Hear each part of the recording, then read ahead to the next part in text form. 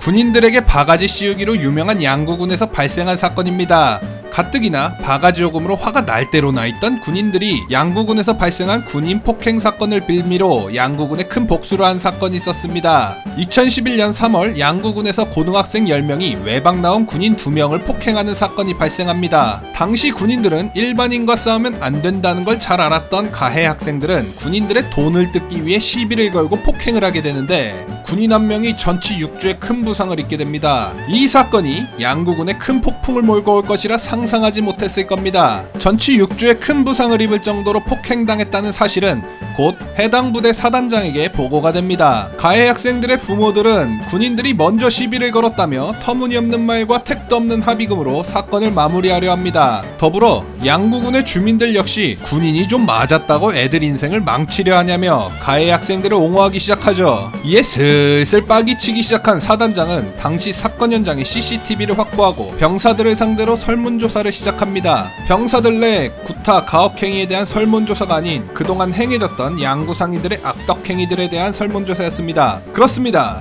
당시 사단장은 양구군과의 전쟁을 준비하고 있었던 것입니다. 자신의 부하들이 단체로 폭행당해 병원에 누워있고 양구군의 바가지 요금에 병사들의 불만이 하늘로 치솟고 있다는 것을 알게 된 사단장은 양구군을 상대로 전쟁을 선포합니다. 양구군의 경제활동에 어떠한 참여도 허락하지 않는다. 모든 부대 외방 외출 금지. 병사 간부 할 것 없이 양구군의 상점을 일체 이용하지 말 것.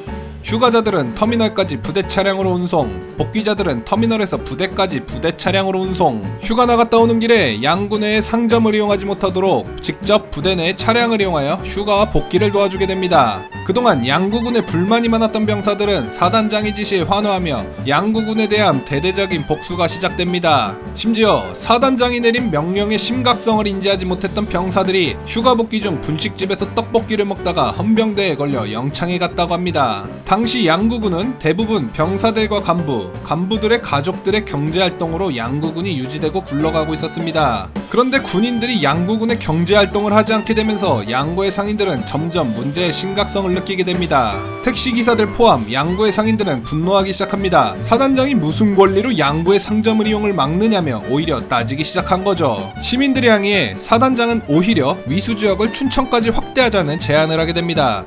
당시 양구보다 물가도 저렴했으며 놀러 다닐 곳이 더 생긴다는데 거부할 군인들은 없었습니다. 이러한 소식이 양구 전체에 퍼지기 시작하자 양구군은 장난이 아님을 직감하게 됩니다. 양구 군수가 직접 사단장에게 연락해 사과와 위로의 말을 전하기 시작했으며 폭행 사건뿐만 아니라 군인들 상대로 행해진 바가지 요금이 인터넷에 보도가 되자 여론은 양구 군민이 아닌 군인들에게 힘을 실어주게 됩니다. 양구군이 전 국민으로부터 욕을 먹게 되고 상권이 망해가기 시작하자 상인 및 주민들은 사건의 원인인 고등학생들을 직접 붙잡아 해당 부대에 갖다 바치게 됩니다. 가해 학생 부모들은 현실적인 합의금과 사과를 하게 됩니다. 그런데 얼마 만에 잡은 기회인데 이대로 사과하고 끝낼 사단장이 아니었습니다. 모든 제재를 푸는 대신 조건을 제시합니다. 바로 군인들의 바가지 요금 폐지.